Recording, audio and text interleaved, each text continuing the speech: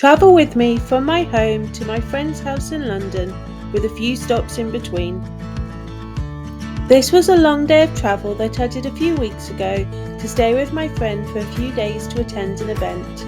I thought it would be interesting to film as I was travelling by so many different types of transport on my own. In a nutshell, I started by getting a lift from my home in Shropshire to Stafford train station. There I got the train to London Euston. From Euston I had to roll over to London King's Cross. From here I got the underground to London Bridge, where I then caught a train to Borough Green Luton Station. Here I met another friend for coffee and a catch-up. Then it was back to the station to catch a train back to London Bridge. Here I changed trains and got one down to Croydon near Croydon. My friend met me at the station and then we rolled to her flat.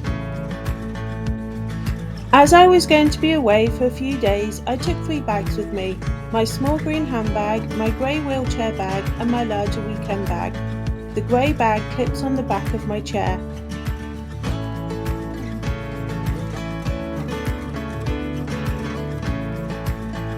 The weekend bag sat on my lap and I clipped it onto the straps attached to either side of my backrest. I also have a clip for my handbag attached to the frame by my knee that the handbag straps clip onto. Clipping them on means that they can't fall off when I'm moving, but also means that they can't be taken from my lap and stolen. I also have an under-chair bag that stays on my chair at all times, containing the following items. And off I go. I grab my bags and head out of my house, locking my door, and then I head down my ramp towards the car to get in.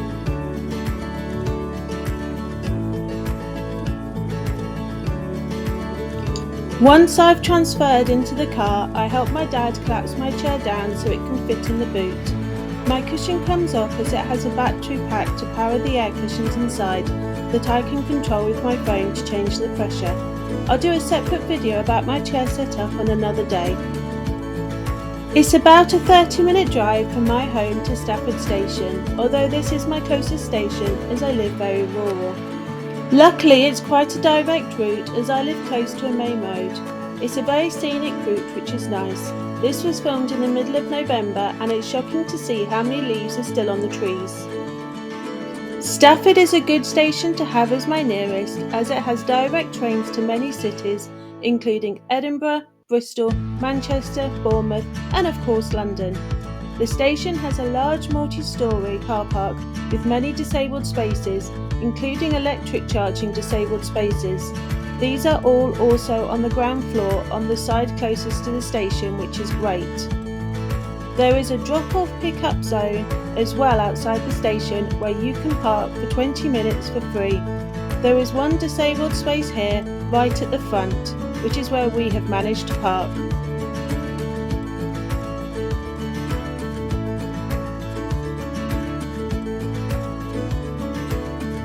Once we have parked, my dad gets my chair out and puts it together.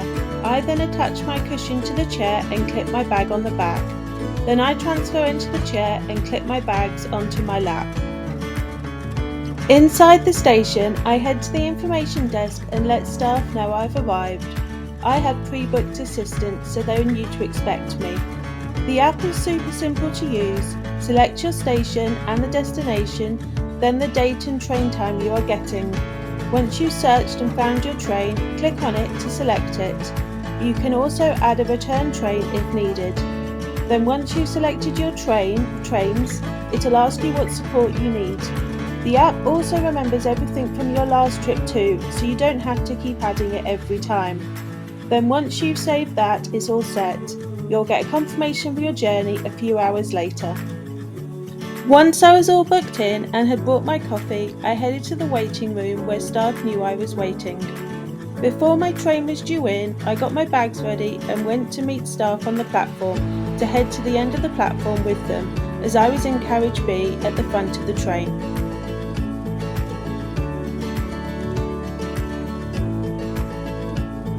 The staff had a ramp and put it down, then helped me roll up, as on Avanti trains the ramp is very steep. They then went through the carriage to the wheelchair space and made sure it was clear for me. I had a space reserved as I had booked assistance. They then wished me a good trip and went to let Euston know I was safely on board. I have a video coming up looking at how a wheelchair user travels on Avanti trains in more depth, but their facilities are very good.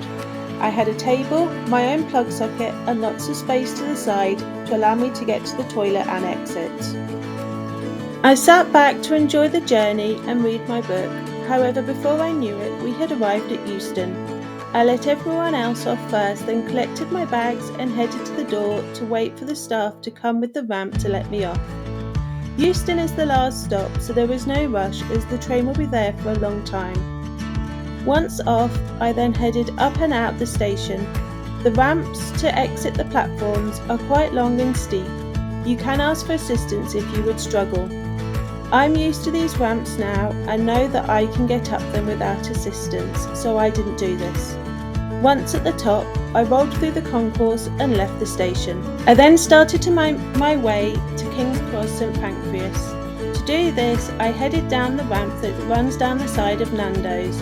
This is the start of the step-free route, and the route is easy to follow as there are these large green signs lining the whole route, which is shown on this map.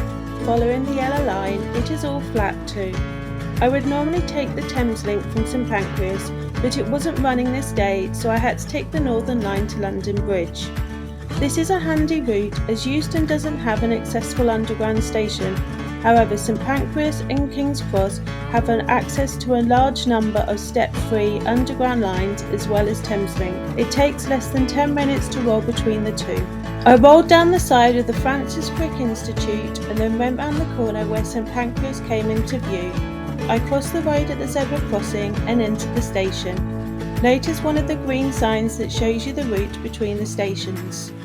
I then rolled through St Pancras the full length of the station, where I then exited onto Pancras Road. Here I used the zebra crossing to roll across to the King's Cross side of the road, heading towards the Northern Line. There are 10 lifts on the King's Cross St Pancras underground network, serving the entrances and exits and taking you to the various lines inside. These maps are located both on the inside and outside of every lift. I rolled round to lift C to head down to the underground. Here I followed the signs to get to lift D. The lifts and step-free access directions at every underground station are very well signposted. The lift arrows are sometimes in the opposite direction to the main arrows for some lines though. For example, here the signs for the Northern Line are in the opposite direction to the lift arrows, so always follow the arrow directions for the lifts as the other route won't be step-free. I took lift D down to the ticket barriers. The lifts all vary in size on the underground, but even the smallest ones will easily fit a large power chair and at least 2 standing adults. Most, however, are much bigger. I then took lift C down to the ticket barriers where I went through the accessible gate and headed towards the Northern Line platform. Whilst I was happy to make this trip on my own as I use the underground often, if you aren't confident about doing the same, staff will be more than happy to help you navigate around the station. On the platform, the step-free carriages are indicated by these signs, either on the ceiling or on top of the wall. They show you where to wait to ensure that you are by the doors for the carriages with wheelchair spaces. You can also see the platform here is raised, making it step-free for these carriages. My train then arrived. I let people off first, then jumped my chair over the small gap onto the train. The platform and carriage were level and the gap was about 3 centimetres, so a power chair would roll straight on easily. The wheelchair space was to the left of the doors and was clearly labelled. I've always found if people are standing in those spaces, they will move for me. I got off the train at London Bridge, popping my chair over the gap like I did getting on. I then headed to the lift. You'll see I'm going against the flow of people as the escalators are the opposite direction to the lift. The step-free access signs again clearly displayed on the wall.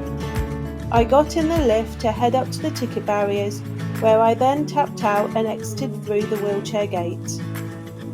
In the ticket concourse, I then followed the signs to the lift that would take me from the underground to the train station. You can see the lifts and step-free routes are clearly signposted the whole way, and another lift map showing all the lifts for this underground station too. The maps and signs always list the roads that the exits are situated on, making it easier for you to choose the correct lift and exit. They often also list the directions and what lift and exit to take to get to the nearby famous landmarks. You can see from the map of London Bridge Underground Station that the London Underground and National Rail Station are far apart. I took the lift to exit the Underground station closest to the Northern Line to get to the station from the outside, but there is a way to go step-free internally too. The lift exit took me out onto Borough High Street, where I started to roll round to the National Rail part of London Bridge. The lift was a fair size and would easily fit a large power chair and a couple of standing adults. I had travelled from London Bridge train station to Borough Market in the past, which was opposite this exit, so I took that route as I knew it was step-free and where to go. You can see that the pavements are wide and flat and so easy to roll along, even though it was busy. Even the drop-down curbs at the crossing are easy to navigate as they aren't steep or narrow. Did you spot the important sign I missed? This one that would have sent me down St Thomas Street and into London Bridge Station that way. This is the route I took, which was fine, largely flat and accessible and easy to navigate. I arrived at London Bridge Station through the London Bridge Street entrance, one of the many entrances the station has. All the entrances to the station are step-free and the station itself is fully accessible. This is because London Bridge is a Class A accessible station, meaning it is fully step-free from the platform. However, for most trains you'll still need a ramp to get on or off. I checked the departure board to see what platform my train was on and check it was running on time. As I had booked my assistance on the Passenger Assistance app, I then headed towards the member of staff with the lilac jacket on to ask if I just needed to head to the platform my train was on and let staff there know that I was here. I had arrived on the upper concourse, so took the lift straight ahead of me down to the main body of the station, as access to my platform was via a lift from this level.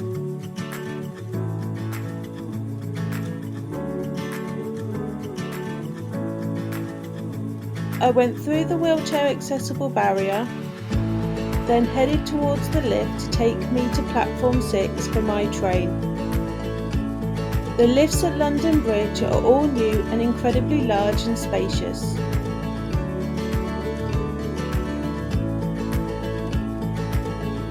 On the platform, I found a member of staff and let them know I had arrived, and they found me on their passenger assistance request list, noting that I needed a ramp for my train. When my train arrived, the member of staff took me down the platform to the carriage on the train that had the wheelchair spaces, with the ramp for me to get on. He then put the ramp down, secured it in place and helped me up onto the train. This carriage had 2 spaces for wheelchairs, both with passengers sat there, so he asked one to please move, which he did. I secured myself against the wall. You can see I had an accessible toilet in front of me and a small table and plug socket to my side below the emergency alarm. On the train, the guard checked what station I was getting off at when he came through the train checking everyone's tickets. As I had booked assistance, he was already aware that I was booked on this train, and he even knew that I was deaf and would be unable to hear any announcements. Just before we arrived at Borough Green Wootham Station, he got the train ramp out so it was ready to use when we arrived, to help the station staff get me off the train. Again, I let everyone else off first, as it makes it easier to roll off last. Once off, I then checked with the member of station staff how it worked for me getting the train back later on, as the station would be unmanned at that time. The staff member made a phone call and confirmed that someone was booked to travel to the station to get me on my train. I then left the platform via the side gate, and this took me to the front of the station. I had travelled down to Borough Green to meet my friend for a coffee and a catch-up. Outside the front of the station, I waited for her to meet me. This is because whilst the station itself is accessible, getting from the station to the high street is no mean feat in a wheelchair as the hill is very steep. I didn't have a chance to film this that night as it was dark and you wouldn't see much. I pride myself in being independent and always self-propelling, but with my bags and how steep this hill is, I needed my friend to help. Especially getting around the corners at the bottom and top as the pavement is on an incline too. There are disabled drop-off and parking spaces for the station though. Once at the top of the hill, I was able to self-propel and we made our way along the high street and down to the Costa. All of this was accessible with drop curbs and a step-free door into the shop. Costa is only 0.3 miles from the station entrance, so it didn't take us long to get there. At Costa we had a lovely catch-up. Not living in Kent anymore, it's nice to be able to see friends face to face when I can. I also used the disabled toilet here as it was nice and accessible and clean. We headed back to the station, but as I was going back to London, my train was on the opposite platform. To get to this platform, there is a ramp down from the main road to the platform. However, as you can see from this video, it was very steep. I used the handrail to slow me down and my friend helped too. On the platform, I said goodbye to my friend and then waited for the man who would help me onto my train to arrive. He got to the station on a train on the other platform just after I arrived. South Eastern trains have mobile assistance staff who help people who need assistance at stations when they are unmanned. As I had booked in advance, he knew what train I was getting and made sure he arrived just before my train did. Once I was on my train, he was heading back to Ashford to help someone else. He told me that you can even phone up on the day of travel and book and they will try and help. I was very impressed with this service and it's the first time I've used something like this. My train took me back up to London Bridge Station. When I arrived at the station, I was met by a member of staff who helped me off my train. I then headed down the platform to take the lift down to the lower concourse, where I then took the lift back to the upper concourse, where I had been early in the day because it's where I arrived when I travelled round from the underground station, as my train down to Croydon was going from platform 15. I was offered assistance to accompany me through the station across to platform 15 by the member of staff that helped me off my train from Borough Green, Luton, but I was happy making my own way there. However, the member of staff did radio through to staff from the upper concourse to let them know I was on my way over to catch my last train.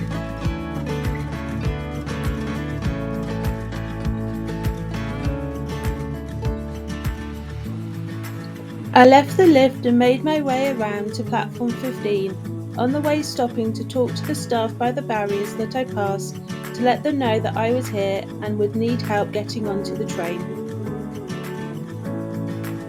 I then made my way down the platform and found the carriage of the wheelchair spaces and waited for the member of staff to come down with the ramp to help me up onto the train.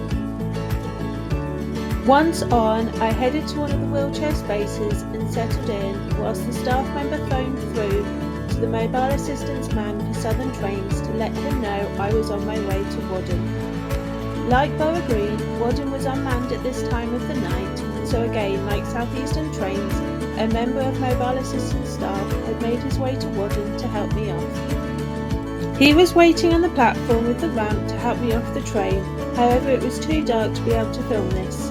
Again, I was very impressed with this service. I exited the station through this side gate into the car park where I met my friend. Again, like Borough Green, to leave the station on foot we had to head up another hill. Thankfully though, it wasn't as steep as the one at Borough Green, Luton. However, it wasn't very well lit, so again I couldn't film this. Luckily, once at the top the road was flat and we could roll the 5 minutes down the road to my friend's flat. Once we got there, I collapsed on the sofa and we ordered takeaway and had a relaxing night watching TV. Overall, I was really impressed at how easy it had been to travel so far and on so many forms of transport on my own as a wheelchair user. Booking assistance took minutes and all worked as planned. I was really impressed with the mobile assistance staff on both the last two trains, as I had been worried I would possibly be stranded without assistance as I had never used this system before. I hope this video has shown you that it is possible and fairly simple to travel as a wheelchair user across various forms of transport with little forward planning. Thank you so much for watching, and remember to have a really great day. Please remember to like and subscribe, it really will help me produce more videos.